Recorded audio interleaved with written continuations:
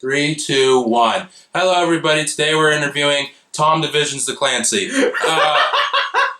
He wanted me to be really straightforward with this, so I'm just gonna say it's okay. There, I give it a 7 out of 10. Okay, we're done. No, I give it a C+. Good night, everyone. Today, yeah, Tom Clancy's The Division. I feel bad giving you all these, just run-of-the-mill Tom Clancy games. Oh yeah, I did Siege too. Oh God, that game was boo-boo. Well, at least this is better than Siege. Yes, it is better than Siege. I'll give you that. And yeah, it is better than Siege. You hesitated. Well, because Siege tried to do it like a Vegas kind of deal, but it didn't really work. No, Siege tried to do we're going to try to sneak microtransactions into this. Oh no, it didn't work type of deal. Like Vegas. Well, Vegas didn't really do that, but I'm talking about the gameplay-wise, they tried to pull it. Oh, yeah. And it didn't really work out. They should just stuck with Patriots. Or, here's a thought. Just make Rainbow Six Vegas 3. Oh, that too, yeah. Could've. I would have bought that right off the bat. See? I know. Yeah. Would've. But nope, you gotta do stupid Siege. Mm-hmm. And you had, oh God. Had to have no single player. No, well, who was the, oh God. Viola Davis? No, the one in the trailer for the TV, the black guy. Oh, Idris Elba. Oh, you had that poor Idris Elba do that stupid commercial. Hey, it's okay. He's in the Dark Tower now. He's filming it right now. It's alright. It's okay. Idris Elba is like a cool actor. You made him do that stuff. What's wrong with you? Dude had to pay his dues, okay? He's doing good work now. But remember, back in the day, he did have to do Ghost Rider Spirit of Vengeance. Did he do that? Yeah. With Nick Cage? Yeah. Who was he? Don't you remember the priest that was helping him? No.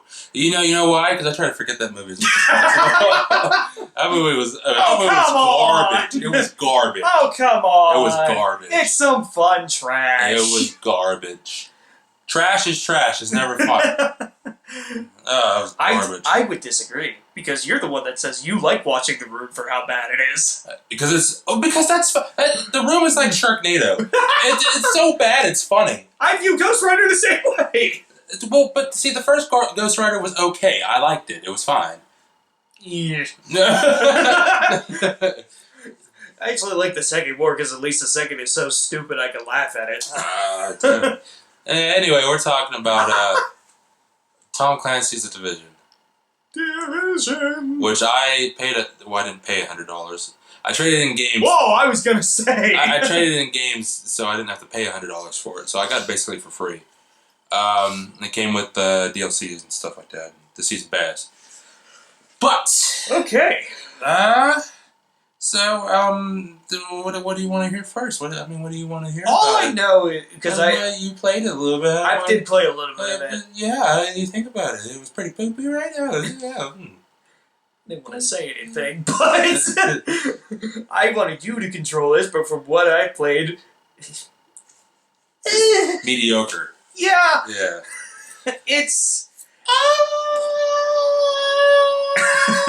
Yeah. So. I love the premise behind it, because when I saw the premise, I was like, damn it, I really wish this would have came out on Black Friday. Oh, yeah. I forgot about that. The game sets up that a mass virus has gone out on Black Friday. Through money. Of all days. Through money. Yes, through money. What was it called? The dollar virus or something? Something stupid like that. But I was just sitting there, I was like, damn it, if they would have hit their original target date of Black Friday 2015, this would have been hysterical, because we all know some dummy would have gone home, thought this was legit, and probably burned his house down. So, critical mismarketing opportunity, I'd say, in my opinion. I agree. That would have been awesome.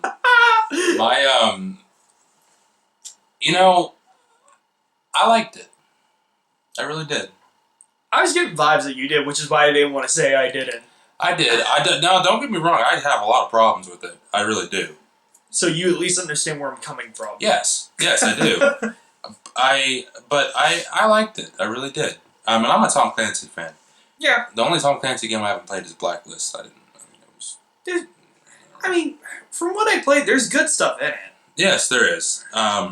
So, there's like Alex said, it's a virus that's transferred through monies that everybody gets, and they get like an advanced version of the flu, and they all die. It's like the Black Plague. But what's really cool about it is. But what's really cool about it is that because of this, there are sleeper agents throughout the city that become activated when there's mass chaos within the states. So they emphasize, oh, it could be your friend, it could be your buddy next to you that's a sleeper agent. I'm like, if Alex Leahy was a sleeper agent, I would question everything in the world right now. If he knew how to like take people out, if he was like a killer, I would be like, what the heck? You all would sit there and crap yourselves, because I would be like, what? You'd be like, you're the best actor I've ever seen in my life. Like, you totally go serious, there's a watch in your hand that blinks orange. You duped all of us! Yeah. If you were a sleeper agent, I'd pee my pants. No, what made me laugh about that whole sleeper agent thing is, like, everyone's so serious when they get it. But there was that one guy. There's that one guy who's like, oh yeah! Like, pulls guns out, like, let's go shoot! Yeah, I agree. And I like, that kind of, like, leads to one of my main things about this game. Look, I'm sorry, you got a ridiculous premise. Have some fun with yourself in the story. But Tom Clancy games have always been serious. No, I know. And I know that's like a nitpicky thing to do, but it's just like, I don't know. This read to me as like, it was one of those things where like everything was just so serious. And yeah, so serious, and the story was right, it doesn't earn it. And I'm like, the serious was cool, but the story didn't connect to the seriousness, and now I'm sitting here wondering what the hell's going on. Right, and that's the thing. It doesn't earn the right to be serious based on its ridiculous premise. Yeah, okay, so when this virus happened, there are the sleeper agents. There are 2 waves of sleeper agents, and when the virus was first activated, the first wave went in, and then they just disappeared. Yeah. So gone. So your character, which the character creation system is a bunch of boo boo. Yeah, it's not good. Yeah, no, it's like It's so. Think of every EA Sports game and the player creation in that game, and that's what this is. You are absolutely right. Yes. It is so like. It's so boo boo. It's so simplistic. Yes. Like, I tried to create myself with the game, and I ended up looking like a Mexican. Like, the creation system is all preset. Yeah. You can't go in and specifically, mold and change the faces. No, they're all preset faces. It's so stupid. Yeah, and that's it. That to me screams of, because one of the good things you can say about this is that graphically it does look very nice. Oh, it's pretty. And I would bet that was one of the things they had to chop off to make those graphics look very pretty. Very detailed, too. Like, you can see your footprints in the snow. You can see bullet holes in cars. Yeah. Like, it's absurd. You can, even when you walk on top of cars with snow on them, you can see your footprints on the car. Snow drizzles down on you, and it covers you. There's blizzards. Like, they did a lot of tinkering with the graphics and the interchanging environmental weather system. Did they create a whole new engine for this game? Or did they use a pre-existing one? What? Did they use the what? Pre-existing engine at Ubisoft. I can't remember. I think they used a new one. I think this was a new one. It makes sense. Because I was sitting there the whole time while playing. It was like, man, if they do a Far Cry game in this engine. Yeah, they should have. Yeah. No, this is a system specific. I forgot who else was involved with this. I can't remember their names. Was it Monoplayer or was it Quebec? Mono. Mono did this? Yeah. Okay. Not the sickness. Okay, ha.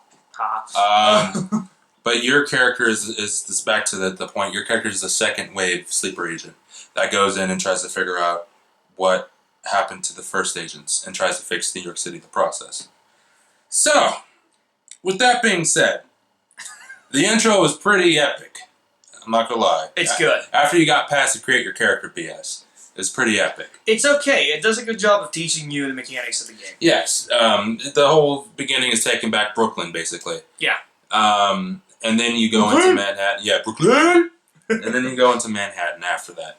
The first thing I didn't like immediately was when you were supposed to take a chopper. So you're supposed to take a chopper in Manhattan. That's the transition into that. It explodes. By what? I don't know. It just explodes. Yeah. Yeah, and yeah, no context. And then the one protagonist, Fela, or whatever her name is. Oh crap! Our commander was on that ship. I had no indication that the commander was on that ship. I don't know what blew it up. I was so confused. I'm like, okay. What made me laugh was like, they're just like, oh, the commander's out. It's like, and why didn't I get to meet him? That's exactly what I was thinking. I feel like he's the one that should have given me the mission in the first place. But, okay, game. Yeah. So, once you get, okay, I dealt with that. I was like, fine, whatever. The commander wasn't important. Cool. All right, whatever. You would think he would be, but whatever.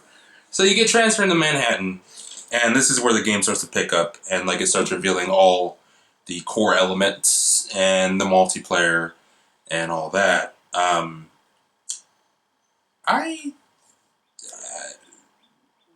was good. I mean, I like the idea of, because you have to rebuild a base, basically. That's the whole premise, sort of. So you got, this base, I forgot where it was, like some important building in Manhattan. But you have Times Square? No, it wasn't Times Square. You had to reboot Times Square electronically because the lights were down. Oh, but, yeah, I did hear about that. Yeah. Kind of wish I got that far. So you got a medical wing, a technical wing, and a security wing. And those are the three wings you have to upgrade. The security wing is a bunch of boo-boo. You don't want... Okay, that's immediately what I found out. The only thing good about the security wing is the shield. That's it. Other than that, the other stuff is boo-boo. So, you collect resources from missions and stuff like that in order to build up these wings. Now, the missions themselves, pretty interesting. The enemy AI, pretty good, pretty well developed, because they'll flank you, they'll do all that. Yeah, they're smart. The way you beat them, and the boss is boo-boo. It's basically, if you play them on normal difficulty, they just have a regular health bar. But if you play them on hard, they have an armor bar and then a health bar. And basically, you're just trying to kill bullet sponges. Yeah. Mm-hmm. And it kind of leads, like, from the little I played, I just said to myself, I see this as a game that could get really tedious. Tedious. LLC, quoted by Alex Leahy. Copyrighted. You can't get us for that, YouTube. It's tedious. It was very tedious, yes. Yeah, it just read to me, like, in this game, like, oh my god, this would get so tedious if I just had to do this mission after mission after mission after mission. Well, see, the thing is that in order to make up for the enemy variety, they made the mission variety different. Okay. But the way you go about levels is like you're fighting waves of enemies until you get to the boss. Oh, boo. So, you're fighting waves of enemies, but in different situations. Okay. That's basically what it is. And it did it well enough to where I didn't mind. A $60 board game. Basically. But they did it well enough to where I didn't mind until you get, like, a little bit over halfway. Then you're like, really? Like, you start to calculate. You start to calculate, like, okay, this is probably the last two enemies of this wave, and then we got to move forward. I swear, each mission was in 3 sections or 4 sections. Yeah. Yeah. And like, it gets to the point where you can predict when the wave is going to end and you move on to the next objective. I don't like that. I can see that. So, you're basically just trying to rebuild Manhattan. It's basically what it is. Now, there are side missions, which are very tedious because, I mean, there's not a lot of variety of them. But they mostly consist of rebooting a power relay or marking supplies and defending them. Yeah, mercy drops. Mercy drops, marking area supplies, restoring power back to areas that can make your map bigger. Where does this sound familiar? And supply to Ubisoft. They even have the little markings for the enemies the same as like Far Cry. Like you got those charger people, the little lightning bolt. I'm like, I see what you did there, Ubisoft. Oh, man. Yeah, and the shield for the heavy duty guys, same thing. Immediately I saw Far Cry in this game. Oh man! Yeah, like immediately. That's not good. I mean, and you know, rebooting water systems and stuff. But they're all like meaningless side missions. And then you got your situational missions where they can like pop up randomly out of nowhere, which is pretty cool. Like you'd be walking by in the streets and then you just hear gunfire and then there's a radio transmission. Oh, we need help. Okay. Yeah. One thing that bothered me a little bit is that there wasn't any faster means of transportation. You literally had to run everywhere. They don't give you, like, they don't even give you fast travel or anything? Well, there's fast travel. Oh, okay. But the thing is, it's through safe houses. And it's not, if you run past, you actually have to go in the safe house. Which sometimes, like, you literally have to go through sewer systems to get to the safe house. And then you unlock the fast travel option for the safe house. It's not if you just run past them. Wow, like, that would have drove me up a wall. Yeah, so I didn't know that. So I'm sitting here on one side of Manhattan, have to travel to the other side of Manhattan. I don't have any fast travel points. And I've been to Manhattan. It's not small. Yeah, no. So it says how far away until you reach your objective when you're running. I had to run, I think the longest I had to run was like 8 kilometers. Oh, good lord. To get to the other side. And your guy never got tired? No, he hasn't. Okay, that's a lie. An indefinite amount of sprint. That's a lie. I'm sorry. I think that's what they were trying to make up for not having any vehicles. That's a lie. No way. Yeah, you have an indefinite amount of sprint. Not even someone from Kenya runs 8 kilometers and goes, wow, that was nice. So what else? We talked about there's the normal modes and the hard modes and the challenge modes for missions. I like the cover system. Out of everything, the cover system. I just had to bring it up. I do like how they do the cover system, like how you can plan it out where specifically you're going to go, and with the push of a button you can head over there. Well, see, the problem I have is that they try to make this too many games in one. So that I totally agree. The cover system, and then they try to make it a strategic game, a third-person shooter, trying to be story-based. Like they tried too much all at once, in my opinion. And the fact that this game has been delayed over and over again tells me that too. Yeah, yeah. The best way to play this game is with friends.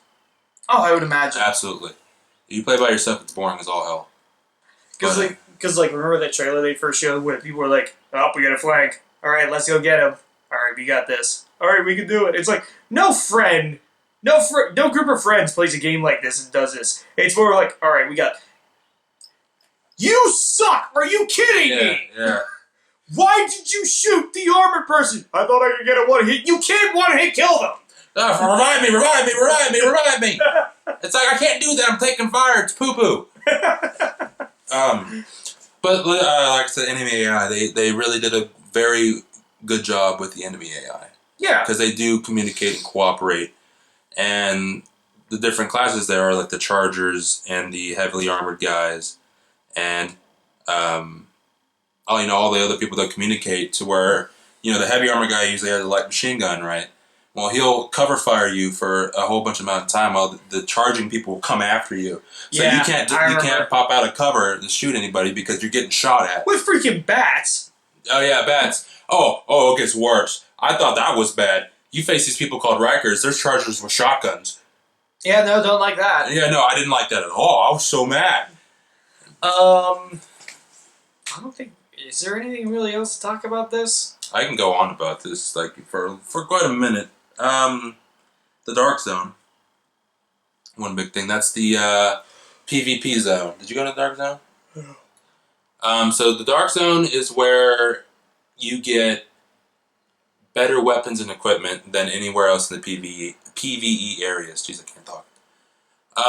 But the thing is that the way it plays out, it's not like somebody has to kill somebody else to initiate a PvP event, basically. And when you kill somebody else, you become a rogue agent.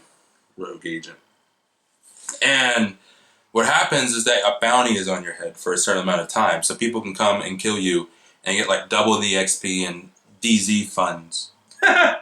And they can steal your equipment. So it's like, oh, you wanted better weapons. Well, you wanted to be that D-bag. Okay, yeah. Everyone kill him. And I saw that there was a patch 1.02, to where the patch screwed up, to where there was no consequences for killing somebody. So that's what I read. I think IGN is the one who posted it.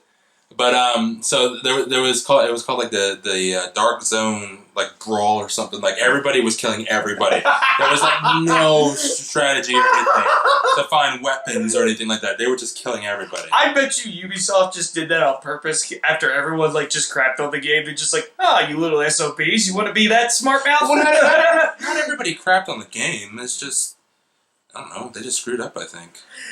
Oh my god! I wish when I rented it that would have been what I went on. Just like, how did I just see everyone just mass chaos? It's like, wow, I didn't think it was going to be this game. Yeah, this is awesome. It's that game. Um, The story mediocre. It's mediocre. It is. So would your grade be mediocre? You know, I can go on about this, but I'll end this now because I don't want to, to drag on. We should start doing things to where there's like a full like hour and something review. Yeah. Like a shortcut. It's short like what Angry Joe did with his reviews before. Yeah. I'm gonna cut this short because I can go on and on about it. My problems. No variety of AI. The story was mediocre. Character development and design is mediocre. And sometimes the reward system was mediocre too. So when I'm editing, just put in a clip of it more than Joe saying, mediocre. Basically, yeah. Okay. Yes, do that. Yes. The good things, AI difficulty and AI intelligence is pretty well done. Dark Zone's fun, except with that patch. And I mean the tech wing and all the upgrades you can get are pretty cool too. So yeah. Now grade. See, I'm a Tom Clancy fan, and if you're a Tom Clancy fan, I think you'll like this game, but you'll judge it at the same time. I mean, it's the best one in my opinion to come out in quite a minute. Next to Blacklist, which was alright. B-. Be my grade. I thought you were going to go with C. No, only because I enjoyed it for what it was. Okay. And the DLC coming out that I've seen looks pretty cool. There's a whole bunch of DLC coming out, so I'm guessing they're trying to make up for it. And some of the Uplay rewards were pretty cool too. Like I said, you are literally the only person that has ever spoke kindly of Uplay. I like it. I'm with you on your whole idea behind it. The reason why you like it, I'm 100% with you. I just wish they didn't make you have it to play their games. I didn't know that was a thing. I've always had it, so I didn't know that was a thing. Yeah, they did that with some of their games. Not so much now, but... No, I didn't know that. But yeah, B-. Like I said, I could talk more about it, but I don't want to waste your guys' time with you trying to sit here through like an hour of me talking about a game that's all right. We already went an hour on Fire Emblem Fates, and everyone's like, "Good Lord, an hour!" Yeah. Well, I don't want to put you guys to that torture. If you're a Tom Clancy fan, get the game. It's not worth the $60. I'll wait for it to go down in price, which will be soon. If you're not a fan, give it a try, but don't expect a lot out of it. It's at Redbox. Yeah, but like. I think they pulled like an EA with Battlefront where they only gave you a certain amount of content. No, they didn't. They gave you full game. Oh, they gave you the full game? Alright, but you can catch this review on the Tanooki.com, and he'll do his stuff on the Hatted Gamer. I'm not really on Twitter that much because I don't have friends. So, but I have a Twitter account if you guys ever want to tweet me or whatever, which is Sphincter2. I get Fire Emblem fans tweeting me all the time. Right. I'm like, what do we do? In specific parts, and I'm just like, good luck. Good luck. Yeah, I still need to get the other one. Birthright. Yeah, no, is it? This is what I told you to get if since it's your first Fire Emblem game. You wanted me to get the one before this one that came out. Oh, Awakening. Yeah, Awakening. Yeah, which I'll purchase it and see for myself. It's some fun. I just want to marry people in that game. That's all. Oh, you will. No. I'm on Facebook. He's on Facebook. I'm Twitter, Tumblr, Vine, all that fun stuff. Yeah, he's on more social media than I am. And we will be back next week with Smash Brothers for the. Well, we got a stream. I don't know what we're gonna review next week. We actually have a week off. Really? Yeah. There's nothing. We were gonna have Uncharted, but that just got moved. Resident Evil 0. Yeah, we could do that. And then you got Battleborn coming out, and oh yeah. All I have in April is Ratchet and Clank. I'll do Battleborn. I don't want to, but I'll do it because it's the people who made Borderlands. Oh, it's all you. And then there's what the heck? Overwatch. Oh yeah, I keep getting emails about that. Oops. And that's really all I know about right now. Well, there's Ratchet and Clank. And Ratchet and Clank, and the movie too. April 29th. Yep. Games 15th, movies 29th. Mm-hmm. And then in May... They planned that out. Oh, toy! And then in May we get Uncharted, Star Fox, Doom. Oh yeah, the new Star Fox. Oh yeah, the Doom game! Bethesda, thank you. That's Bethesda. I didn't know that until I saw it. There's one more we're getting in May. Oh, supposedly Homefront. Oh, the Revolution. Yeah. Yeah. But there's already a beta access for it out. I think the beta. Really? I think the beta already happened. Yeah. Huh. Because a couple of my friends got beta keys. Oh, I missed out on that. Yeah. So look forward to those. But if we have a week off, we have a week off. So Yay. I mean, you know what? Do. We'll instead of for serious, instead of reviews next week, we'll do a live stream for serious. Yeah, we should. We should actually spend a whole day doing some streaming stuff because I got some ideas. Yeah, well, and we apologize to you guys. I know we said it like the past 4 videos that we were going to do. But now it's really coming next week. Yeah, so plan on Saturday. Because I don't have work to do next week for school, which means I actually have time to focus and plan it out. No, that was another reason too. He really doesn't have a lot of time. So I'm working on my senior thesis right now, so... That's what you get for going to school. Yep. Yeah. Yep. But yeah, I'm Trey, that's Alex. Bye, everyone! Bye-bye. Bye-bye. Bye-bye. Really?